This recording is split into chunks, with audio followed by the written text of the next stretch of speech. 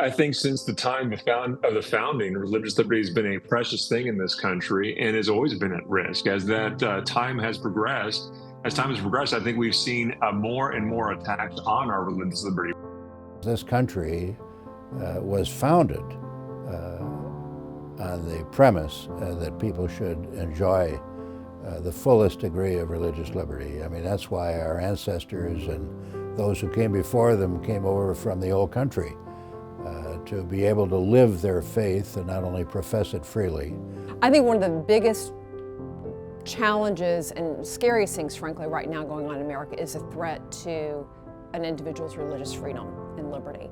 The ability to not just believe what you want to believe and to go to the church that perhaps you want to go to or not go to, but being told, if you're a businessman, for example, or a businesswoman who owns, let's say, a florist or a baker, that you have to participate in a same-sex wedding, even if you're religiously opposed to same-sex weddings. Doesn't mean that you're not going to serve a gay person and let them come in and buy flowers at your shop, but should you be forced to provide flowers for a same-sex wedding ceremony?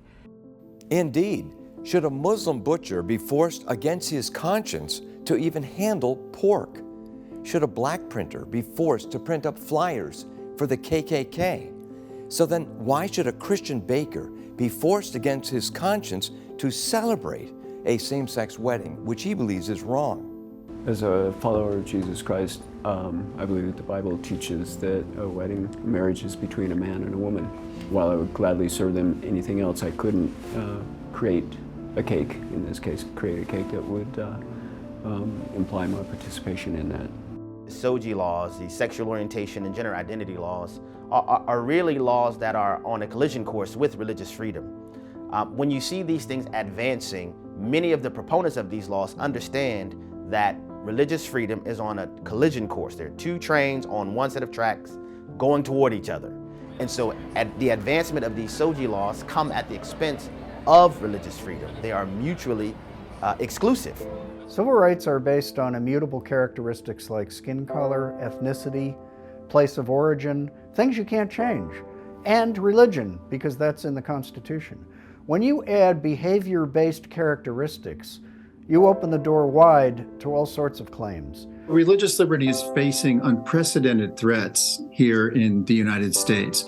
Many of these threats are posed by those who are trying to advance the LGBTQ+ agenda. They desire to inflict so-called non-discrimination rules on many religious believers and force them to do and say things that are inconsistent with their conscience.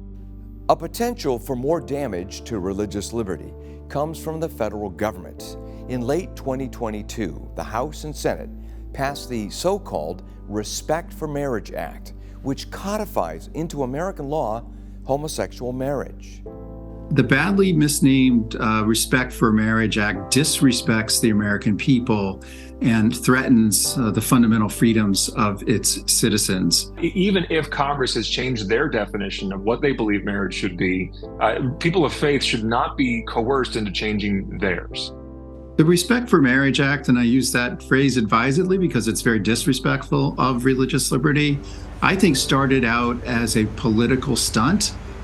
There's no evidence whatsoever that this bill is necessary. Same-sex marriage, for good or for ill, is protected now by a misinterpretation of the Constitution. The bill, critics note, could open up a slew of lawsuits against those who hold to the Bible's definition of marriage.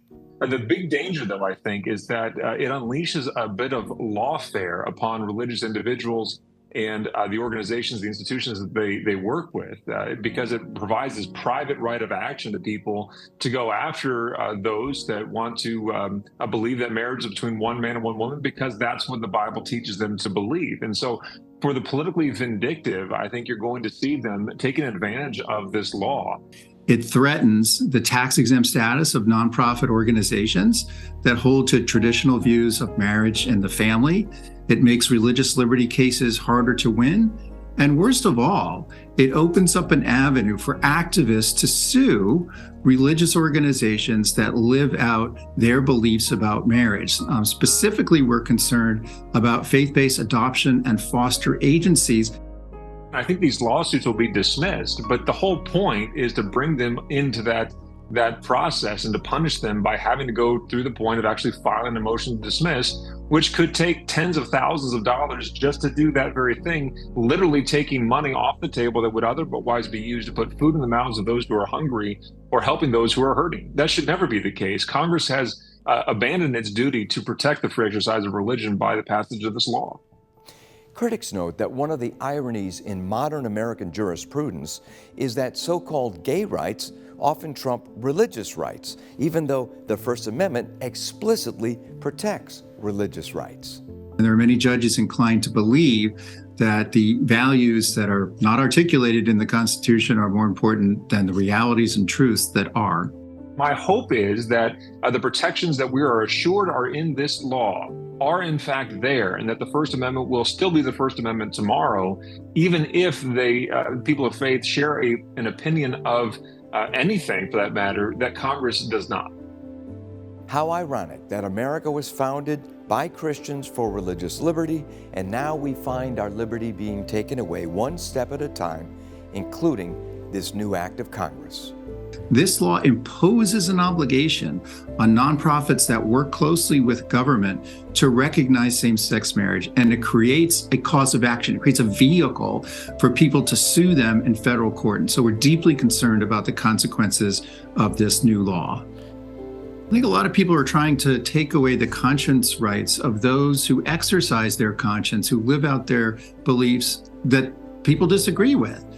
There's not, unfortunately, enough widespread respect for the exercise of conscience without regard to whether you disagree with that person's beliefs or not. Now there's an attempt to silence and to suppress and to censor those who utter beliefs that were commonly held not very long ago and have been the beliefs of most people in most societies throughout United States history and history of the human race.